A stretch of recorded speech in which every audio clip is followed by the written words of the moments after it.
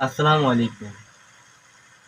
Easy school একাডেমিতে তোমাদের স্বাগতম। তো আমরা রসায়নের একটি গুরুত্বপূর্ণ ধাপ যোজনী কিভাবে নির্ণয় করে তা দেখব। তো তোমরা প্রথমেই দেখতে পাচ্ছ আমি খাতায় কিছু মৌলের নাম লিখেছি এবং আমরা জানি যে গ্রুপ 18 তে যে মৌলগুলো থাকে সেগুলো হচ্ছে নিষ্ক্রিয় গ্যাস। সেগুলো কি? নিষ্ক্রিয় গ্যাস। তো নিষ্ক্রিয় গ্যাসগুলো কি কি?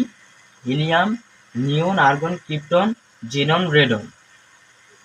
তো একটা কথা মাথায় রাখবা যে নিষ্ক্রিয় গ্যাস গ্রুপ 18 তে যে মৌলগুলো থাকে অর্থাৎ নিষ্ক্রিয় গ্যাস, সেই মৌলগুলোর যোজনী সবসময় শূন্য। তো আমরা এখানে শূন্য দেব। নিষ্ক্রিয় গ্যাসের যোজনী সবসময় শূন্য হয়। তো এখন চলো এখানে আসা যাক। আমরা জানি হাইড্রোজেনের পারমাণবিক সংখ্যাও এক, পারমাণবিক ভরও এক, এর যোজনীও এক, যোজনী আমরা এক লিখব। এখন হিলিয়াম, হিলিয়াম আমরা কি দেখেছিলাম? এই যে হিলিয়াম আমরা দেখেছিলাম নিষ্ক্রিয় গ্যাস। তাহলে নিষ্ক্রিয় গ্যাসের যোজনী কি? শূন্য। তাহলে এখন খুঁজে বের করতে হবে কোথায় এই নিষ্ক্রিয় গ্যাস বা মৌলটা আছে। তো কোথায় মৌলটা আছে? এই যে নিয়ন। তাহলে নিয়নও যেহেতু নিষ্ক্রিয় গ্যাস তাহলে এর যোজনী কি? শূন্য। তো তারপর আর কোথায় আছে?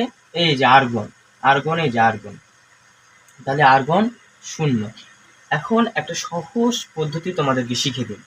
আমরা যেখান থেকে শূন্য লিখেছি তারপর থেকে 1 থেকে 4 পর্যন্ত লিখবো। 1 থেকে কত পর্যন্ত? 4 পর্যন্ত লিখবো। তাহলে আমরা এখানে শূন্য লিখেছি, তারপরে কি লিখবো? 1, 2, 3, 4। 1 থেকে 4 পর্যন্ত লিখবো। আবার এই যে এখানে শূন্য আছে তাহলে এখান থেকে 1, 2, 3, 4। তারপরে আবার কোথায় শূন্য আছে? এখানে। যেহেতু এর নিচে দুইটা মৌল তাহলে 2 পর্যন্ত যাবে। তাহলে 1, 2 পর্যন্ত গেল। এখন আরেকটা পদ্ধতি মাথায় রাখবা যে এই যে বাকিগুলো কিভাবে বের করব। এই যে 4 যে আছে, 4 এর মধ্যে থেকে 1 বিয়োগ করতে হবে। 1 বিয়োগ করে যে সংখ্যা বের হবে সেটাই হবে এর যোজনী। আবার ওই যে সংখ্যা বের হবে তার সাথে আবার 1 বিয়োগ করতে হবে। কেমন আমরা দেখে নিই। এই যে 4 এর মধ্যে থেকে 1 বাদ দিলে কত? 3। আবার এই 3 এর মধ্যে থেকে 1 বাদ দিলে কত? 2। আবার এই 2 এর মধ্যে থেকে 1 বাদ দিলে কত? 1।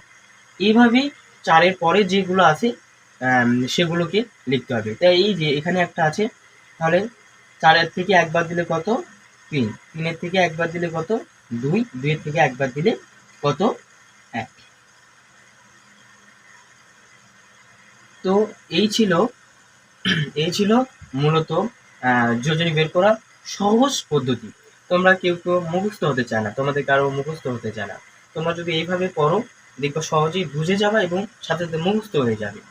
তো আশা করি তোমরা আজকের এই ক্লাসে যোজনী কিভাবে বের করতে হয় তা শিখে গেছো। তোমাদের সাথে দেখা হচ্ছে আগামী ক্লাসে। সে পর্যন্ত সবাই ভালো থাকবে, সুস্থ থাকবে। আসসালামু আলাইকুম।